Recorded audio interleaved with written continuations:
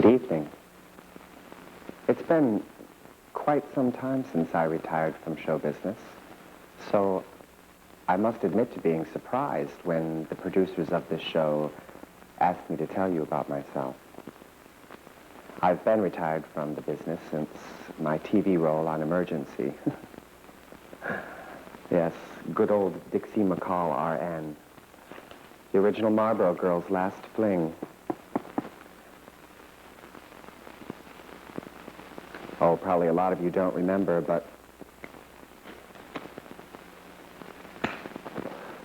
before all of that cowboy stuff, Marlboros were a woman's cigarette, and I was their first spokesperson. You've got a lot to like from a Marlboro. Filter, flavor, pack, or box. Well, I'll never want for another cigarette in my life, but that's the story of a faded showgirl. All that's left over are the perks. But then, it's the memories that make it special.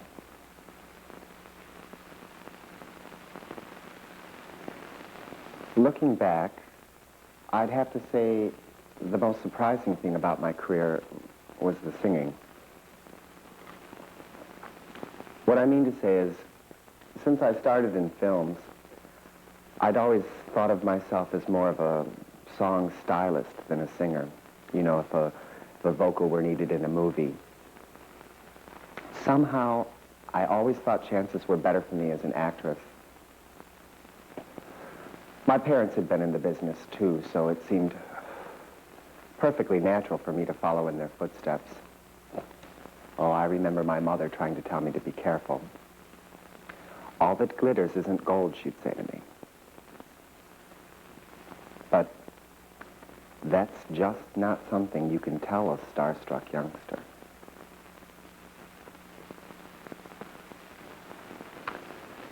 At the earliest point, when I had just barely graduated from Hollywood High, I was discovered in, of all places, an elevator car that I ran at Saks Fifth Avenue on Wilshire Boulevard. Up and down all day. It becomes a funny metaphor for showbiz kids. Never mind. Anyway, let's see. Crystal, lingerie, daywear, no. Daywear, lingerie, evening wear. Well, anyway, I used to have those floors memorized like the lyrics to Cry Me a River. That's my one big hit that my friend Arthur Hamilton wrote. Maybe you know it from the movie that I appeared in with Jane Mansfield. Too bad about Jane. At any rate, Arthur and I did a little act together in those early salad days. He was so talented. But Jack, my first husband, Jack Webb, couldn't stand my knowing any other men. Now, I take that back. During my whole career while I was with Jack, he could stand one other man, Bobby Troop. I guess it's a good thing that Bobby knew Jack and I so well. But then, I'm getting ahead of myself.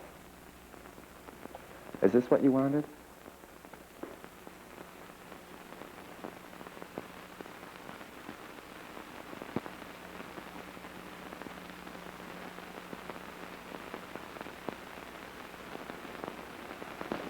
Well, I didn't want to break off my marriage with Jack. But for the sake of the children, we decided it would be better for his career if he didn't have to worry about being our breadwinner. So we called it quits.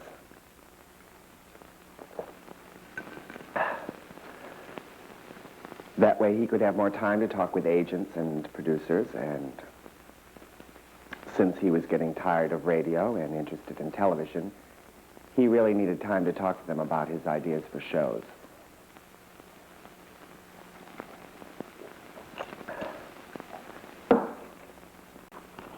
Guess all that paid off when he did Dragnet.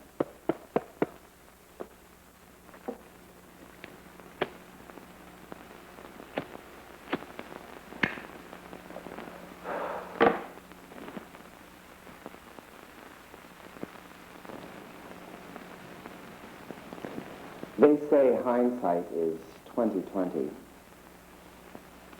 But in those early days, Jack was really frustrated by my early luck in films, not to mention my success with Crimea River. Bobby was there through it all. Turned out to be rather a messy divorce, and he helped me get back on my feet. And he was responsible for getting me my first big recording contract with Liberty Records. Thanks, son. I didn't then, and I still don't understand too much about contracts and entertainment law, but I trusted Bobby. He was a seasoned and successful musician. He had toured with his own orchestra, had a hit with Route 66. I felt he could show me the ropes. I continued to do films here and there. In fact, that's when I did the Marlboro Girl commercial. But Bobby really gave my recording career a big push. It was all going pretty smoothly with Bobby. He lined up several nice engagements, all very posh clubs in major cities. The thing was, he seemed to understand me so well. He knew my limitations as a singer better than I did. After all, I was no soprano. But people did seem to enjoy the shows he put together for me. It all seemed so glamorous to me then. He even wrote special songs for my debut.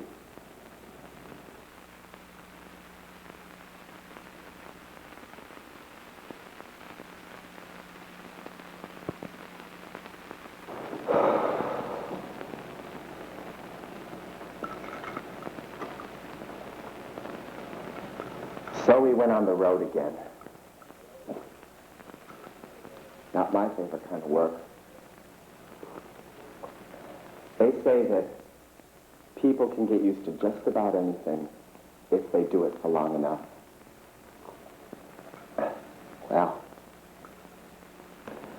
I guess I didn't see enough of the same old dirty hotel wallpaper and paper tapes on the toilet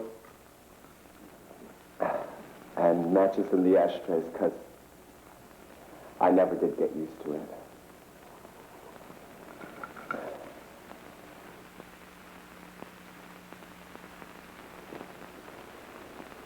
Bobby knew my heart wasn't in it anymore, but he seemed to thrive on adversity. We just had to keep going, keep working. Something better would turn up. Once you resign yourself, well, nothing to it. Caffeine, nicotine, and Johnny Walker Black. That was my adrenaline to do the late show in town after town. Bobby worked like a dog, but after a while, things just didn't drop in our laps anymore. Then, in 1966, Liberty passed on my option.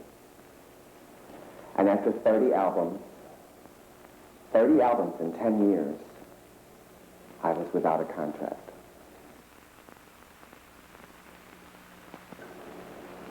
Cy came through with one last record. Pat Money Fanny and I had become friends, so I knew that Bobby had really begged for it. But those bastards. They showed up at one of the last gigs in the tour and recorded me without preparation, live. It was the final slap in the face. Bobby and I decided that we would produce ourselves in the future.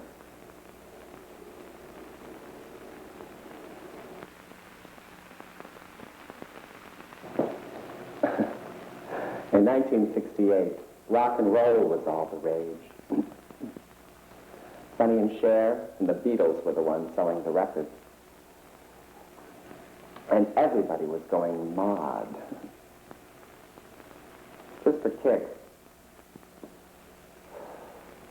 Bobby and I did a little pop record called Yummy, Yummy, Yummy, which was the title cut, and included such hits as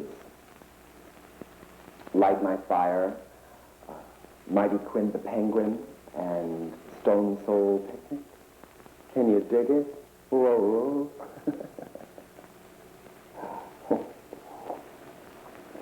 Well, by then, it's hardly necessary to say that we revised our plan and decided to stop recording. We just weren't selling enough records, and I didn't have the energy to tour anymore.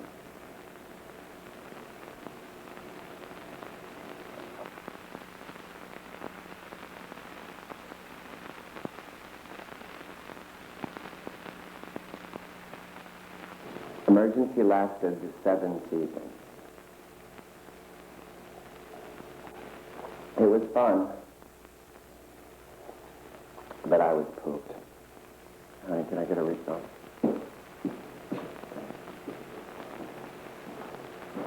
I'd already sworn off singing, but around 1978, Bobby and I had run into Burt Reynolds a couple of times, and he asked us to do a couple of cuts for a little spy-fi movie he was doing called Sharky's Machine. I sang, My Funny Valentine, Sweet Comic Valentine, you make me smile with my heart. And he loved it. Never did tell him what I thought of it.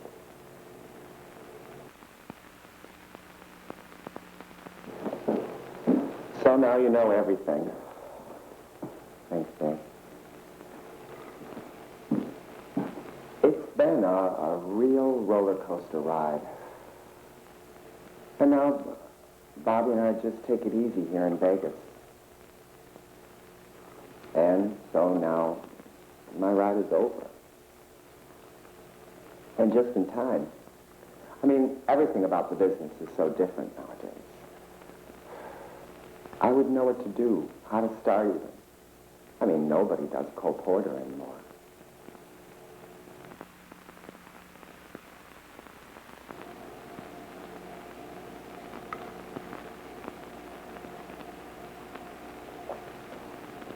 I went to Saks at the new mall here the other day.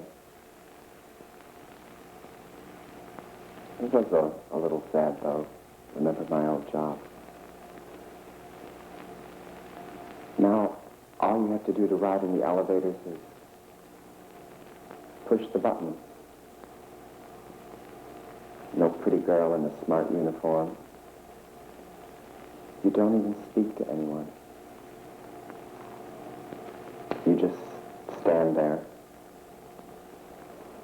listening to the music, maybe even one of my old songs, until the doors automatically open up and deposit you right where you wanted to be.